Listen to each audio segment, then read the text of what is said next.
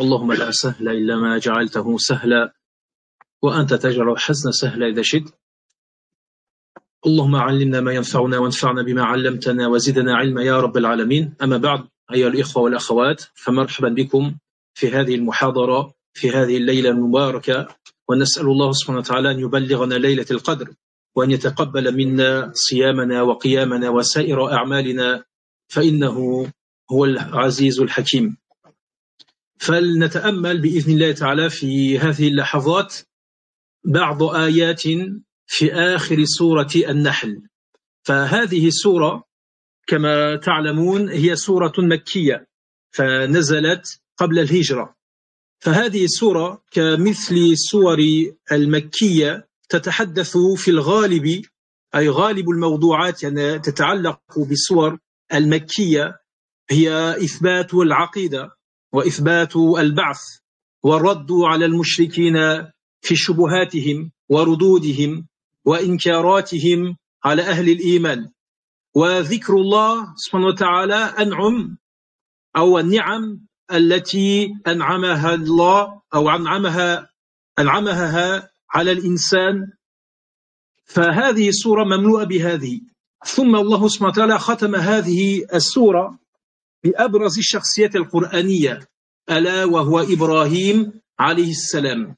وذكر المولانا سبحانه وتعالى 9 صفات لإبراهيم، فلنتأمل هذه الصفات وننظر هل هي موجودة فينا أو غير موجودة، ونحاول أن نصلح ما ليس فينا بإذن الله تعالى.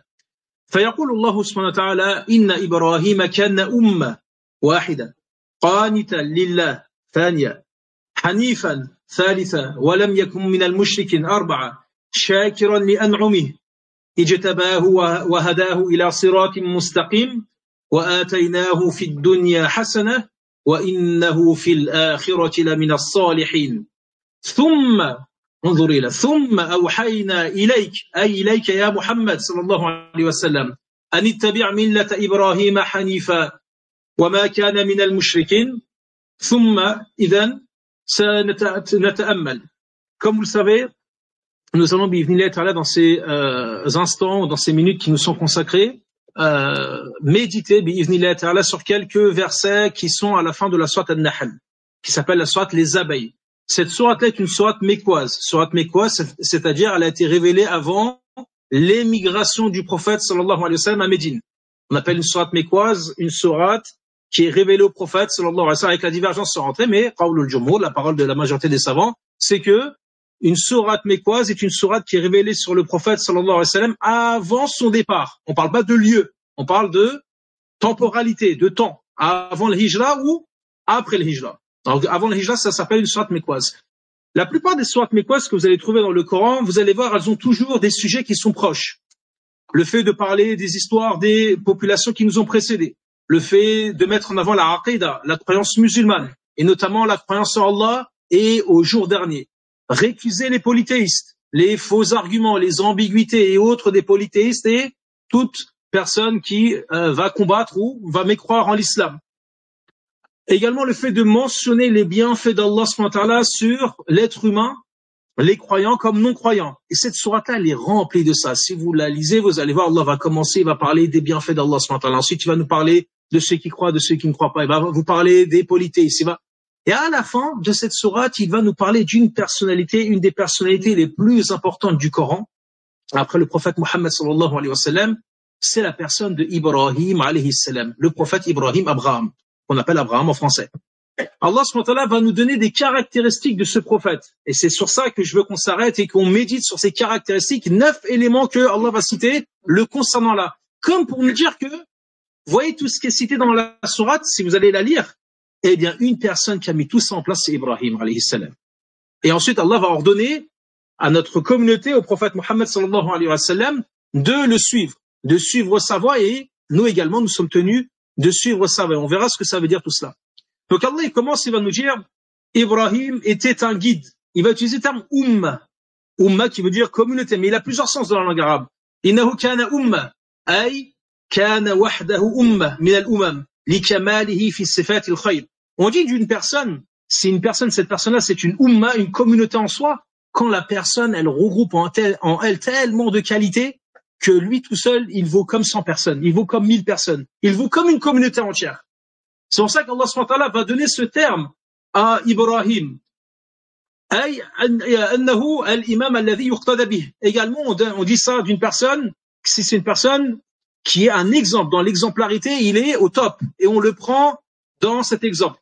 C'est pour ça que l'imam Malik, il rapporte, il dit, بلغني أن عبد الله بن مسعود قال يرحم الله معاذ كان أمة قانتة فقيل له يا أبا عبد الرحمن إنما ذكر الله عز وجل بهذا أي بهذه الصفات إبراهيم عليه السلام فقال ابن مسعود إن الأمة الذي يعلم الناس الخير وإن القانت هو المطيع. Donc Abdullah ibn Mas'ud va utiliser les mêmes termes concernant un compagnon, Mu'adh ibn Jabal, radiyallahu anhu. Il va le dire qu'Allah lui fasse miséricorde après qu'il ait rejoint son Seigneur. Il va dire il était une communauté, il était umma qanita. Qanit, c'est celui qui obéit à Allah, celui qui est dans l'obéissance. Donc vous voyez les deux premières caractéristiques. Il a le bien, les caractéristiques parfaites en lui. Deuxièmement, il est obéissant envers son Seigneur subhanahu wa ta'ala. Une personne va rétorquer à Abdullah ibn Mas'ud, le compagnon. Ça, c'est bien après la mort du prophète sallallahu alayhi wa sallam. Il va lui dire, ya Abdullah ibn Mas'ud, tu viens de mentionner ce compagnon de caractéristiques que Allah a mentionné seul Ibrahim. Comme s'il était un peu pas d'accord avec ça. Il va lui dire, attends, mais tu sais ce que ça veut dire, c'est quel sens? Il va lui expliquer c'est quoi le sens de umma et c'est quoi le sens de qanit. Il va lui dire, innal umma, c'est celui qui apprend aux gens le bien. Et n'y avait-il pas, Ibrahim n'apprenait-il pas aux gens le bien tout entier en réalité? Et ensuite, il va dire, innal qanit huwa al-muti'. Celui qui est qanit, c'est, qui est traduit en français. Le qanit, ils l'ont traduit, il était soumis à Allah, subhanahu wa ta'ala. Ils l'ont traduit de cette manière. Il était soumis. Donc, Abraham était un guide parfait. Il était soumis à Allah. Donc, c'est ça. Les deux premières caractéristiques, elles sont celles-ci. Après, il va nous dire qu'il était hanif. Il va nous dire, qanitan lillah, ay muti'an lillah, hanifan. Hanif, ici, ça a le sens de ay ma'ilan an ash-shirk wal batil qasdan ila at-tawhid. Hanifan, c'est celui qui se détourne du polythéisme, qui se détourne de la voie du faux pour se diriger vers le tawhid, vers l'unicité divine, vers la vérité, vers le haqq en réalité. Donc Allah subhanahu wa ta'ala va nous dire, il va appuyer ça en disant walam yakun minal mushrikin. Si jamais la personne elle a encore un doute pour dire et il ne l'a jamais été. Il s'en est détourné, mais est-ce qu'il a peut-être été? C'est la question laquelle quelqu'un pose la question. OK, il s'en est détourné, mais peut-être qu'il l'a été à un moment. Non. Walam yakun minal mushrikin. Ay lam yakun abada. Saghiran ou kabiran. Il n'a pas fait partie, il n'a jamais fait partie donc de ces polythéistes. Donc ça, le terme hanif, c'est ce qui est utilisé dans l'arabe quand on dit que quelqu'un il penche vers quelque chose. Les Arabes utilisaient ce terme pour dire il penche vers quelque chose, et Allah l'a utilisé dans le sens ici, dans le sens où il était, donc il s'est détourné de tout polythéisme. Mais ça, on parle également de la croyance, c'est-à-dire qu'on c'est pas qu'une question de croyance, je n'adore pas des idoles, et c'est bon, je suis polythéiste. Il y a aujourd'hui plein de pensées qui sont développées dans la société qui vont à l'encontre de l'esprit de l'islam. Et il s'agirait quand même d'être au courant de cela, que ce soit dans les universités, chez les jeunes, dont ils ne se rendent pas compte, dans des associations, ils vont prendre part, ou dans des manifestations, ils vont prendre part avec des slogans qui sont pas musulmans. On peut pas les prononcer en vérité si on est vraiment musulman. Donc on devrait se détourner en réalité de ces éléments-là, même dans la pensée, car sachez que l'islam il est venu pour préserver la foi humaine, c'est-à-dire il vient répondre à ce besoin de la raison, qu'on appelle l'iman, vient répondre à cela. Al-ihsan vient répondre à ruh, à l'esprit, à la spiritualité. L'islam vient répondre aux éléments extérieurs du corps, la pratique. Donc l'islam, c'est un tout, c'est un corps entier, même dans la manière de penser, même dans la manière de voir. Je ne peux pas, par exemple, réunir, je vais dire, je suis musulman et je suis communiste. Mais malheureusement, il y en a qui le développent. Des personnes qui développent ce type d'idées. Donc il faut faire attention à ces idées-là. Bon, je ne veux pas rentrer dans d'autres idées qui peuvent être, mais vous voyez de quoi on parle. Les différentes idées, regardez aujourd'hui les lobbying et les différentes choses sur lesquelles si on parle, on finit sur BFM TV, ou on finit sur CNews ou la Adri qu'Allah préserve. Regardez quels sont ces sujets et regardez, faites attention de ne pas tomber là-dedans, de ne pas tomber dans ces idées qui sont des fois anti-islam. On peut des fois penser ça veut pas dire on n'est pas dans le vivre ensemble, on vit pas avec des communautés non musulmanes, on se respecte. Ça, c'est des choses différentes. Lakum dinukum waliya din. Lakum dinukum al-din al-kamil bi afkariha واعتقادها وعبادتها, dans tout ça, à vous votre religion, ma religion, dans le sens où votre croyance, comme votre pratique, comme tout, à vous, vous êtes libre d'œuvrer comme vous voulez, mais nous, on est libre également d'avoir nos croyances, d'avoir nos fêtes, d'avoir notre rite, etc. Et donc on se mélange pas à cet égard. إنه ما كان أي من المشركين كان من الموحدين كما ذكر الله سبحانه وتعالى. وهذه الآية نظير لآية أخرى وما كان إبراهيم يهوديا ولا نصرانيا ولكن كان حنيفا مسلما وما كان من المشركين. Donc vous voyez que le Coran à chaque fois vient préciser que Ibrahim n'a pas été un adorateur, n'a pas été un polythéiste, n'a pas eu des choses qui sont à l'encontre de la vérité, mais il a toujours été donc dans la voie droite, là où il a vu la vérité que son Seigneur lui a orienté, eh bien il a suivi cela. Ensuite Allah va nous dire shakiran li an'umi. Après qu'il ait développé tous ces qualités-là, Allah va mettre en avant une autre qualité, la cinquième, c'est qu'il était reconnaissant des bienfaits de notre Seigneur. Et peut-être c'est même pas peut-être, c'est combien en réalité de bienfaits qu'Allah subhanahu wa ta'ala nous octroie matin et soir, dont on ne se rend même pas compte, et peut-être notre remerciement est assez bas, voire inexistant. Et le shukr, c'est pas seulement par la langue, c'est pas seulement de dire alhamdulillah, parce que l'alhamdulillah dans notre communauté, mashallah, hadith ou la haraj, lakin alhamdulillah, il y a dans le sens où je le vis, quand je remercie mon Seigneur, Allah m'octroie un bien, Allah m'octroie une épouse, un époux, Allah m'octroie des enfants, Allah m'octroie des biens, comment je me comporte. Pour regarder comment vous allez œuvrer, pour voir comment vous allez œuvrer. Tout ça qui nous est donné, c'est pour voir comment on va se comporter. Est-ce que je vais faire partie de ceux qui remercient Allah ou est-ce que je vais faire partie de ceux qui mécroient? Allah nous a mis à chaque fois les deux caractéristiques des personnes qui sont reconnaissantes, comme Sulayman. Vous l'avez dans Surat An-Naml, lorsqu'il va recevoir ce bienfait, lorsqu'il va demander à son assemblée qui peut me ramener le trône de la reine de Saba, il va tout de suite reconnaître que c'est une épreuve de son Seigneur. Il est dans l'opulence, il est dans la richesse. Il se dit pas, alhamdoulilah, c'est-à-dire que je suis dans le bon chemin. Non, tout de suite, il reconnaît, ashkuru am akfur. Est-ce que je vais être parmi les reconnaissants ou est-ce que je vais être parmi les ingrats? Et de l'autre côté, Allah nous met en avant, eh bien, les gens qui se détournent de la voie d'Allah, lorsqu'ils reçoivent des biens, ils considèrent que c'est normal. C'est dû à mon travail, c'est dû à ma force, c'est dû à mon intelligence, c'est parce que je suis ceci ou alors que non, en réalité. Combien de personnes se lèvent et n'obtiennent pas ce que tu as obtenu? Combien de personnes travaillent et n'ont pas le même salaire? Combien de personnes tentent d'avoir des enfants et ils souffrent et Allah subhanahu wa ta'ala ne leur octroie pas? Et d'autres, subhanallah, ils ont même des fois des enfants sans même le vouloir. Ça c'est, donc c'est dans le dunya, est-ce qu'on est vraiment reconnaissant? Et donc Allah subhanahu wa ta'ala, quand il dit ça, c'est-à-dire qu'ils disent, les savants, qu'il était reconnaissant pour tout bien qui lui était donné. Il avait toujours cette conscience. Le fait même qu'on me ramène cette bouteille d'eau, je bois, est-ce que je reconnais que Allah subhanahu wa ta'ala me l'a octroyé, juste cette eau-là, regardez, qui manque à nos frères à Gaza. N'oubliez pas vos frères qui souffrent dans le monde, dans vos doigts. Regardez, de l'eau, du pain, regardez ces éléments qui sont des éléments simples. On sort de chez nous, une boulangerie, elle est ouverte le matin, 7h, 6h, certaines, quelque chose qui paraît être simple est devenu un produit rare dans certaines régions du monde. N'y a-t-il pas, il y en a une méditation à avoir là-dedans, n'a-t-il pas à avoir un remerciement auprès de notre Seigneur concernant ces éléments-là? Ensuite, Allah va dire, innahu, washtabahu, Allah subhanahu wa ta'ala l'a choisi, innahu ikhtara Ibrahim. Comme pour dire, Allah subhanahu wa ta'ala, la prophétie, le bien, les gens qui portent cette religion, c'est Allah qui les choisit. C'est pas avec des exercices. C'est pas avec du yoga, j'atteins une spiritualité, ou je vais dire, je sais pas combien de fois du dhikr et Allah va m'envoyer une lumière. C'est pas comme ça. C'est Allah subhanahu wa ta'ala qui choisit. Allahu a'lamu haythu yaj'alu risalatihi. Allah subhanahu wa ta'ala est bien plus à même de savoir où il place son message, qui il fait porter.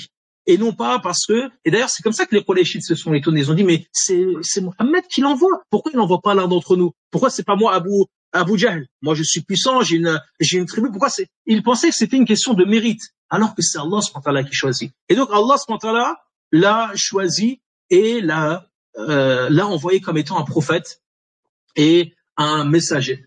Puis Allah nous dit qu'il l'a guidé.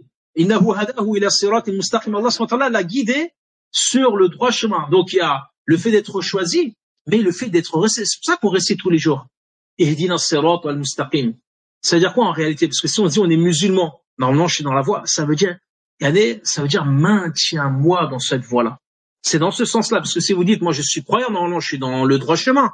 Alors pourquoi je demande à Allah qu'il me guide dans le droit chemin comme si je n'y étais pas? C'est dans le sens maintiens-moi. Comme les versets Ya ayyuhalladhina amanu aminu. Kayfa ya ayyuhalladhina amanu aminu. Allah il va dire oh vous qui avez cru, croyez. Ben, si on a cru, ça veut dire en réalité restez sur la foi. Dans le sens restez-y. Faites en sorte de préserver ces éléments-là et de rester dans cette voie-là. Allah va dire wa innahu fil akhirati lamina salihin. Et il fait partie dans l'au-delà des pieux. Comme pour répondre à la dua qu'il avait dit dans Surat Ash-Shu'ara où il va dire Rabbi habli hukman wa alhiqni bis salihin. Comme Allah il est en train de nous dire qu'il a répondu favorablement à cette dua où il a dit ô Seigneur, place-moi parmi les pieux. Mais c'est pas parce qu'il est parmi les pieux qu'il est dans des degrés qui sont bas. Il est dans les plus hauts degrés de ces pieux-là, Ibrahim alayhi salam. Ensuite, Allah subhanahu wa ta'ala nous a demandé, il va dire ثُمَّ أَوْحَيْنَا إِلَيْكَ أَنِ اتَّبِعْ مِلَّةَ إِبْرَاهِيمَ حَنِيفًا. On t'a demandé après à toi, ya Muhammad, de suivre la voie de Ibrahim. Allah va répéter Hanifa pour montrer à Tawkid ici, pour appuyer qu'il était, attention, il ne s'est pas détourné de la vérité, il était dans le vrai à 100% et il n'a jamais fait partie des polythéistes. C'est-à-dire comme si Allah nous prévenait, attention vous les croyants, restez sur cette voie droite, ne prenez pas les déviations, attention, ne sortez pas, il y a une sortie ici, non, restez sur l'autoroute, restez sur cette voie droite et ne tombez pas dans ces revers. Très bien, c'est quoi le suivi ici qu'il faut faire, qu'il faut suivre? Anittabi' millata Ibrahim. Qu'est-ce qu'il faut suivre? Les savants, ils ont divergé. Il est rapporté qu'Ibn Umar, il disait c'était le manasik. Il a essayé les rites du Hajj qui nous a laissé Ibrahim.